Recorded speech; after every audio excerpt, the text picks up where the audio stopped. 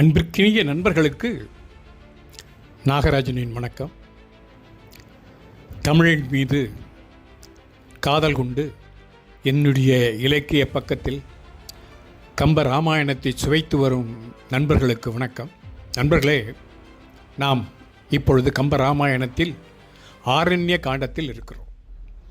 ஆரண்ய காண்டத்தில் ராமாயணத்தின் முக்கியமான கதாபாத்திரமாகிய அரக்கி சூர்ப்பனகை தன் உருவை அழகியாக மாற்றி காட்டுக்குள் வந்து ராமன் மீதான தன் ஆசையை வெளிப்படுத்துகிறாள். ராமன் சூர்ப்பனகையிடம் உரையாடி தனக்கும் அவளுக்கும் பொருந்தாது என்று அவள் பேதமையை கேலி செய்து பேசும்போது சீதை குடிலை விட்டு வெளியே வருகிறாள். சீதையை கவர்ந்து செல்ல சூர்ப்பனகை முனையும் போது அவள் மூக்கு உள்ளிட்ட அங்கங்களை அறிந்தான் லக்குவன். அவ்வாறு தன்னை அங்கபங்கம் செய்தமைக்கு தன் உயிர் காக்க பழி தீர்க்க தன் அண்ணன் கரண் போன்ற அரக்கர்களை கூட்டி வந்து ராமலக்குவனிடம் போரிட வைக்கிறாள் சூர்ப்பனகை. போரில் கரண் முதலிட்ட அரக்கர்கள் இறந்து போகிறார்கள். சூர்ப்பனகை அரக்கர் குலம் அழிய ஒரு கருவியாகிறார். தன்னுடைய ஆசையை கரணும் மற்றவர்களும் அழிவுக்கு காரணம் என்று கதறிக்கொண்டே அவள் ராவணன் அரசிற்கு செல்கிறார். சூர்ப்பனகையின் அவல கோலத்திற்கு காரணம் இரு மானிடர்களும் அவருடன் வந்த அழகிய பெண்ணும் தான் என்று அறிந்தான் ராவணன். ஆனாலும் சூர்ப்பனகை சீதையின் அழகை வர்ணிக்க ஆரம்பித்ததும் ராவணன் தன் போக்கை மாற்றிக்கொண்டு சீதை மீது அடங்காத காமவெறி கொள்கிறான். அவன் காமவெறி மிகவும் மோசமாகி போய் சீதையை கவர வழி என்ன என்று மாரீசனுடன் கேட்க மாரீசன் பல அறிவுரைகள் கூறியும் கேட்க மறுக்கிறான். இறுதியில் மாயமானாகி சீதை முன் தோன்ற வேண்டும் என்று மாரீசனை பணிக்கிறான். அவ்வாறே மாரீசனும் பொன்மானாக போய் சீதை முன் நாடகமாடுகின்றான். பொய்மானை கண்டு மயங்கி வியந்து சீதை வர்ணித்து தனக்கு அதன் மேல் ஏற்பட்ட ஆர்வத்தை ராமனிடம் கூற அவனும் அந்த மானின் அழகை கண்டு வியக்கிறான். என்னொக்கும் என்னலாகும் இளையவ இதனை நோக்காய், தன்னொக்கும் ஓமையல்லால் தனை ஒக்கும் ஓமை உண்டோ, பல் நக்க தரளமொக்கும் பசும் புல்மேல் படரும் மெல்னா மின்னொக்கும் செம்பொன் மேனி வெள்ளியில் விளங்கும் புள்ளி. இந்த பொன்மானை பற்றிய வர்ணனை எவ்வளவு அழகாக இருக்கின்றத பாருங்கள். எனக்கு தம்பிக்கு சொல்கிறான் ராமன், இளையவ இதனை நோக்காய், இந்த மானை நன்கு பாரேன், என்னுக்கும் என்னலாகும், எதனை இதனோடு ஒப்பிட்டு கூற முடியும், தன்வொக்கும் ஓமை அல்லால், இது தனக்குத்தானே ஒப்பாக ஓமை கூறத்தக்கதே அல்லாமல் தனை ஒக்கும் ஓமை உண்டோ, இதனை போன்று ஒன்று கூற வேறு பொருள் உலகில் ஏது, பல் இந்த மானின் பற்கள் இருக்கிறது, நக்க தரளம் ஒக்கும் சிரிக்கின்ற முத்துக்கள் போன்று இருக்கின்றது, பசும் புல்மேல் படரும் மெல்னா பச்சை புற்களின் மீது செல்லும் இதன் மெல்லிய நாக்கு இருக்கிறதே, அது மின்வொக்கும் மின்னலை போன்று பளிச்சென்று வீசுகிறது, மேனி செம்பொன் உடலோ சிவந்த பொன்னை போன்று இருக்கிறது, புள்ளி வெள்ளியின் விளங்கும் உடல் மேல் புள்ளிகளோ வெள்ளி போன்று இருக்கிறது என்கிறான் ராம். முன்னடியில் ஓமை கூற முடியாது என்றவர் கடைசி அடிகளில் பல்வேறு ஓமைகளால் உறுப்புகளை வர்ணித்தார். உறுப்புகளுக்கு ஓமை கூற முற்படினும் முழுமையாக தோற்ற பொழிவிற்கு அத்தகு பொருள் ஏதுமின்மையின் ஓமை கூற முடியாது என்று கொள்ள வேண்டும். அவ்வாறே அதை பார்த்துவிட்டு சீதை சொன்னதும், ஐயனுன் மருங்குல் நங்கை அத்து உரை செய்ய ஐயன் செய்வேன் என்று அமைய, நோக்கத் தெளிவுடை தம்பி செப்பும் வெய்ய வல்லரக்கர் வஞ்சம் விரும்பினார், வினையின் செய்த கைதவ மான் என்று அண்ணல் காணுதி கடையின் என்றான். இப்படித்தான் வர்ணித்தாலும் கூட லக்குவன் தன் பிடியில் இருந்து கொஞ்சம் கூட மாறவில்லை. சொல்கிறான், ஐயனுன் மருங்குல் நங்கை உண்டோ இல்லையோ என ஐயுறத்தக்க சிறிய இடையுடைய சீதையாகிய நங்கை தன்னுடைய ஆசையை வெளியிட்டு பேசியவுடன் ஐயன் தலைவனாகிய ராமன் செய்வேன் என்று அமைய, இதோ நான் பிடித்து தருகிறேன் என்று முடிவு கூற, நோக்கத் தெளிவுடை தம்பி சிந்தனையில் தெளிவுடைய லக்குவனாகிய தம்பி சொல்கிறான். செப்பும் தமையனிடம் கூறுகிறான், அண்ணலே, என் தலைவனே, வெய்ய வல்ல அரக்கர், கொடுமையும் வன்மையும் உடைய அரக்கர்கள் வஞ்சம் விரும்பினார். வஞ்சனை செய்ய விரும்பியவராய் வினையின் செய்த தந்திரத்தால் ஏற்றி தந்த கைதவமான் என்று, மாயமான் என்று கடையின் காணுதி, முடிவில் நீ உணர்ந்து கொள்வாய் என்று சொல்கிறார்.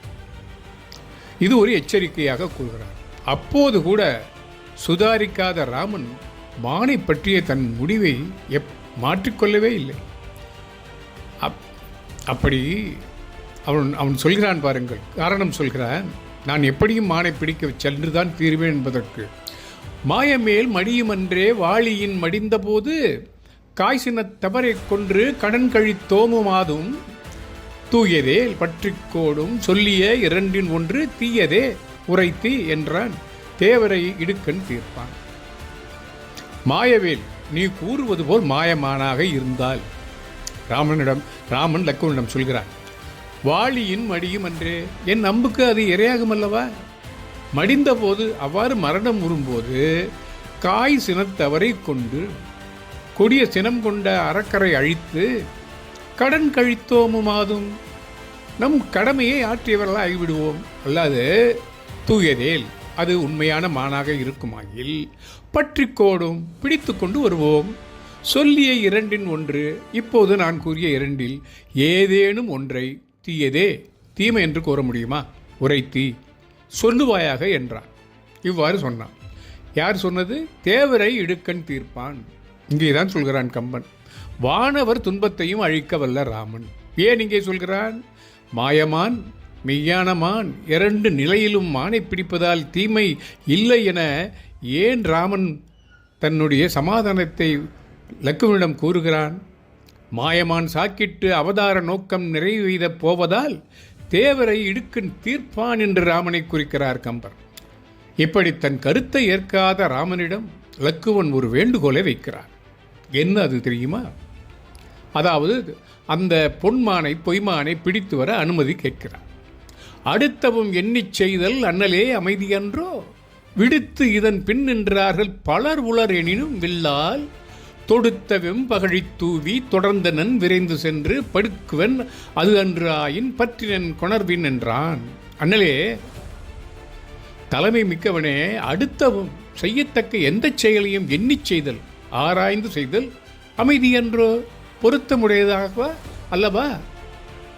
அது இருக்க விடுத்து இதன் பின் நின்றார்கள்.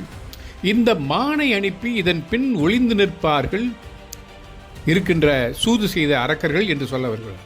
பலர் உளர் எனினும் பலராக இருந்த போதிலும் வில்லால் தொடுத்த வெம்பகழி தூவி வில்லில் தொடுத்த கொடிய அம்புகளை ஏவி தொடர்ந்து நான் பின்தொடர்வேன்.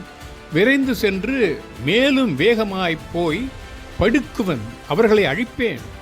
அது அன்று ஆயின் இல்லை என்றால் பற்றினன் கொணர்வேன், மானை கைப்பற்றி இழுத்து கொண்டு வருவேன் என்று சொல்கிறான் இலக்கு. அப்படி சொன்னவுடன் மானின் பின் தாங்கள் செல்வதற்கு பதில் நானே சென்று வென்று வருவேன் என இலக்குவன் வேண்டுகின்றான். ஆனால் அப்பொழுது அதுதான் விதியின் வலியது, விதி வலியது என்று சொல்கிறார்களே, அப்படி அது சீதை வாயில் இருந்து வருகிறது. எப்படி தெரியுமா? சீதை இடைமறித்து ராமன் தான் அந்த மானை பற்றி கொணர வேண்டும் என்று சொல்கிறாள்.